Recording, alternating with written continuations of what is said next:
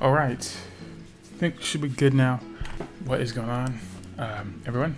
Welcome to a legitimate Chillsynth tutorial. Not like the last one where that was clearly a joke, but this one I will actually be showing you how to do it. I did it from scratch with just stock plugins.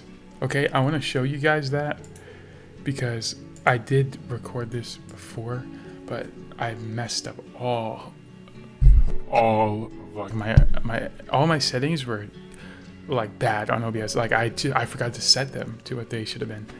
I couldn't use it, but I will play what I did make with it.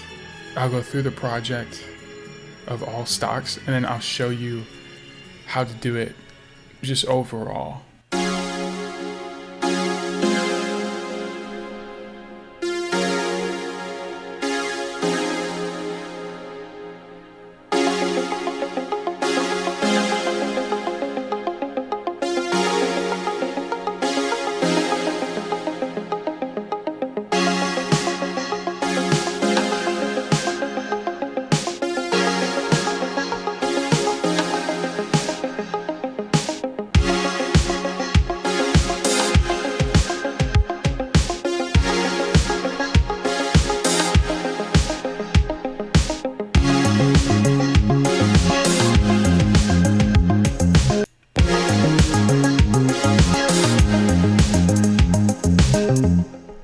So first I want to get into this one, this right here.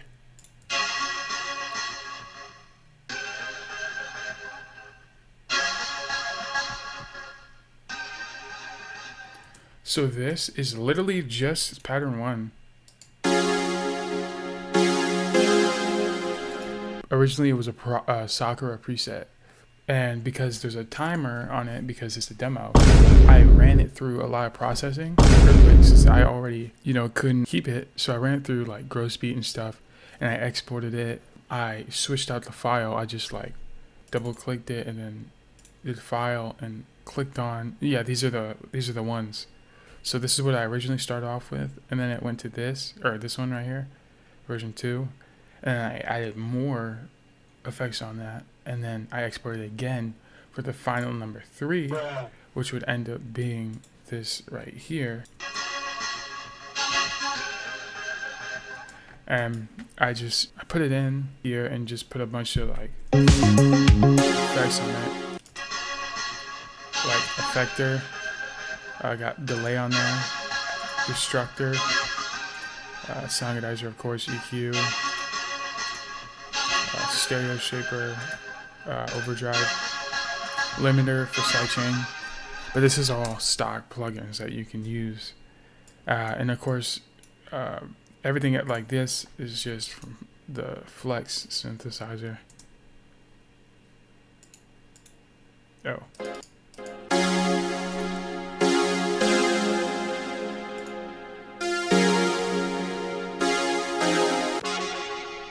This one is from Kepler, which is a new one that they have on here, which I think is like if you're gonna make like synthwave or chillsynth or anything within that, that realm, I think that would be a good start to work with. It's very similar to a lot of other synthesizers that you would use for chillsynth, like Diva, for example.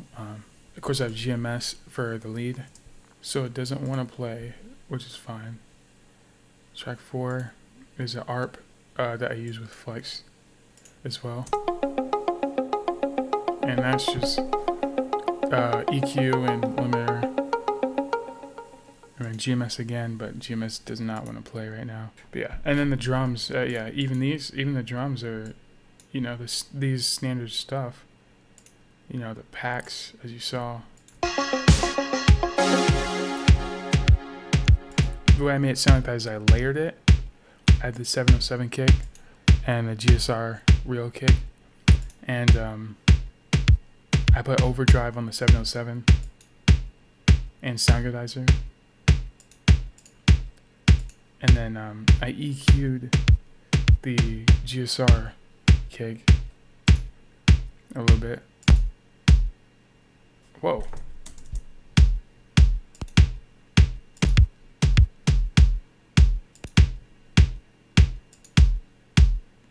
I didn't realize that. Hold up.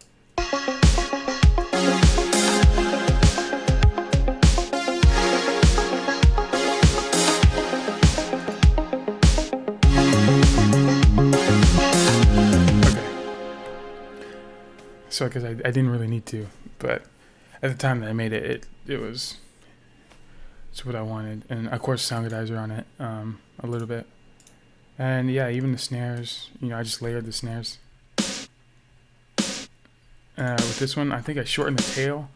I EQ'd it, of course, Soundgodizer, turned the volume down. Secondary, 707, nothing, just turned it down. I thought it was good.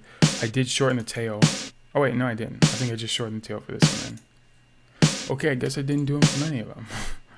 I know I ran through a lot of them, switching, trying it, and some of them I shortened the tail, some of them I didn't. So, I know I shortened the tail on something. I think it was probably the hi-hats, honestly. Okay, I didn't do that either. Ignore that.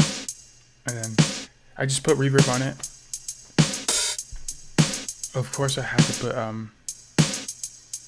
Fruity Convolver is just so good. Like, even though I have, like, expensive, like, not expensive, but reverbs I've bought in, like, ROM, Valhalla, which some of them are free. Valhalla, they're good. But Fruity Convolver is just so good. I use it a lot, honestly. I think it's the most underrated effects plugin besides Effector that is on FL Studio. People just don't I don't even know if people know that Fruity Convolver exists, or if they don't know what it is at all. It's just so good. You can just EQ, go to equalizer, just EQ out any frequencies, you know, that you don't want reverbed, and it's so good. It's honestly so good. Yeah, onto the original product.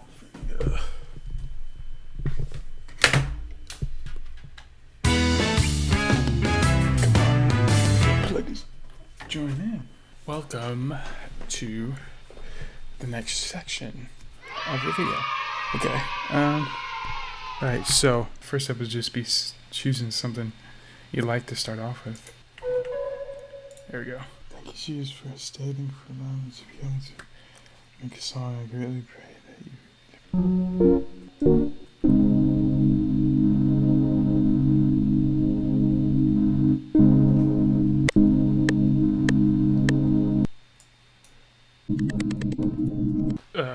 Ozone. And I mean by imagery, I mean where things are placed. It's the simplest way.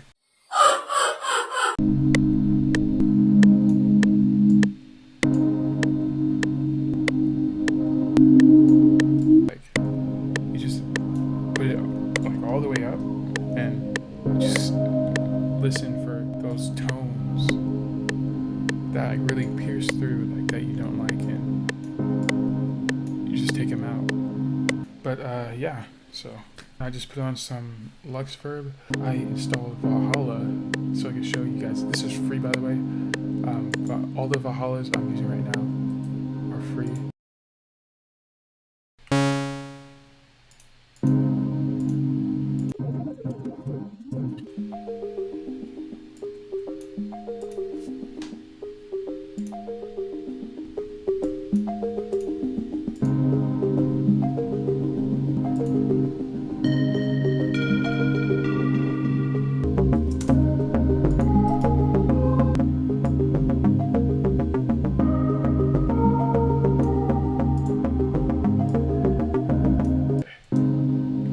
Let's export this as its own.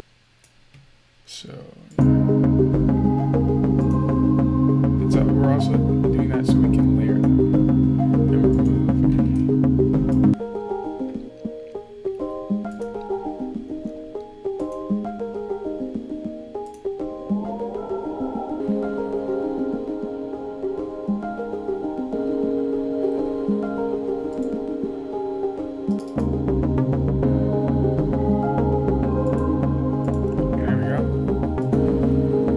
forgot to take off this.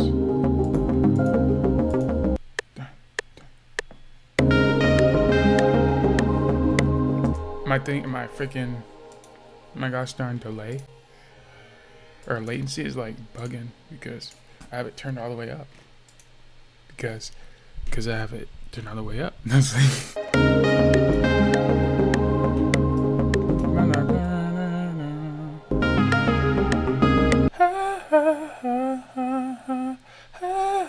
God bless the Lord. God bless the Lord.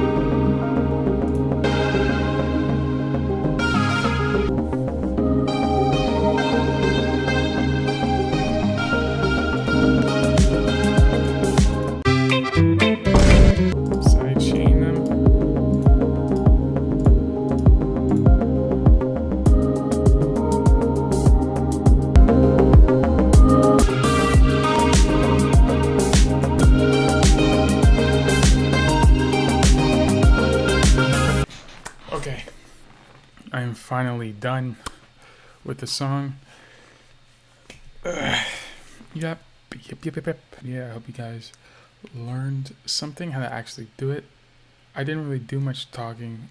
I mean, it's pretty simple, just to quickly run through.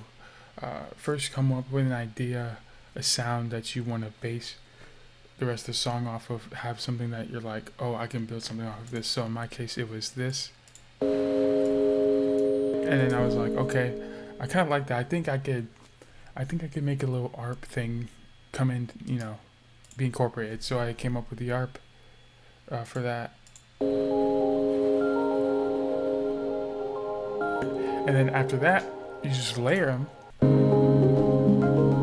The exact same thing that you had, you just layer them to make the sound just more full and give it some beef. You just come up with a little something. And it just brings in more texture, it keeps the listener like, ooh, And of course, the bass, very important in like synthwave, Chillsynth, electronic music. I kept it pretty tame this time around. Pretty minimal, simple pattern, just repeat it. Some really subby and pops. And of course, just add the drums. It's honestly so easy. Like once you get the hang of it, it's honestly like you're gonna develop your own style, and it's a lot easier. After that, it's just structure work. Learning when and where to place stuff. There's no. I think the main reason why I didn't really talk and I just let you guys watch is just there's no specific there's no concrete way to do it. It's more artistically to the individual how they prefer to do it, but I can give you general rules and guidelines on how you can get to where you want to go. This is just how I get there. There's a million different things you could do. I'm sure a lot of you was like, oh, why didn't you just do this? Why didn't you just do that? You should have, which is, it's fair. Some of them I may know, some of them I may not know, and the ones I do know, maybe I'm just like, I just don't like to do that. I just prefer to do this, and then, like I said, that's up to the individual. But, so music is a very broad thing in terms of how to do it. But I think this is a good, easy rundown of how you can get there, just come up with the chords. I think it's a lot easier because you can build a song around the chords. And I tend to, as you saw, the bass, for example, or some different melodies in it, I use the chords as a reference point, to to make sure I'm in key or relatively in key, and yeah, so the chords, you know, secondary melody, maybe a counter, you know, or you know, slash sprinkles, whatever you want to call it, you know, just to add something more to the mix, the song, and then the bass, of course, and you honestly, and yeah, of course, I'm gonna drop the lead, you know, and then just layer that, you know, it's, you know, and of course the drums are always up to the individual how they prefer to do them. I just standard four on the floor with percussion, you know, hi-hats, you know, and it's really that simple, you know. But yeah, this is the full product. I hope you guys enjoyed and found this very helpful in any capacity. Yeah, so here it is.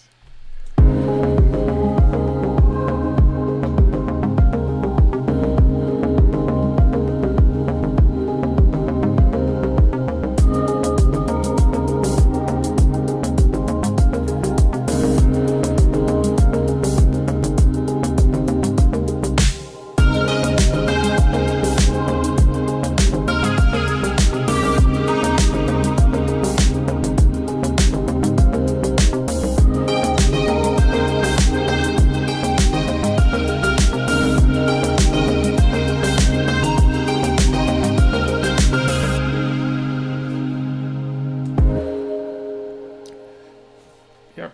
So, yeah, I guess this is it. This is it, guys. This is where we come to. Okay.